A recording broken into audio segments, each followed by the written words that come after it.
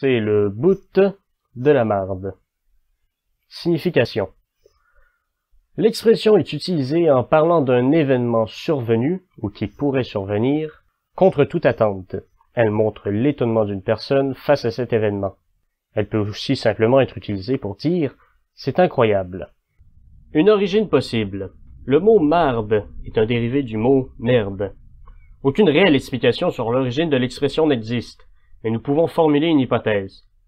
Les premiers colons arrivés au Québec avaient une alimentation basée principalement sur les légumineuses, la bannique, du pain fait de maïs, et plusieurs fruits et légumes trouvés dans les bois, contenant beaucoup de fibres alimentaires, les framboises, les courges, etc.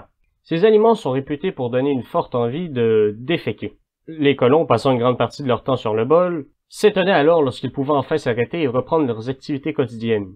Ils s'écriaient alors « Eh bien, c'est le bout de la marde ». Des équivalents. En France et de France, c'est le comble. En anglais, that beats everything. En espagnol, supera todo. Une mise en contexte.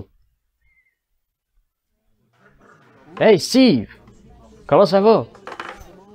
Oh, pas fort, je viens de perdre ma job ce matin. Ah non, je suis vraiment désolé pour toi. En plus, j'ai appris que mon père faisait de l'Alzheimer en revenant chez nous. Ah ben voyons donc, c'était pas ta journée. Et les docteurs ont trouvé des traces de sida sur mon cancer. Ouf, tu n'as vraiment pas de chance. Non, vraiment pas. Bref, qu'est-ce que tu voulais m'annoncer? Eh bien, je me sens mal de te le dire, à vrai dire, à présent. Non, vas-y. Eh bien, je couche avec ta femme depuis les 7 dernières années. Oh non! Et j'ai un test de paternité qui prouve que tes enfants sont en fait les miens. Bon sang! Et j'ai accroché ton char en arrivant chez vous tout à l'heure. Ah ben ça, c'est vraiment le bout de la marde.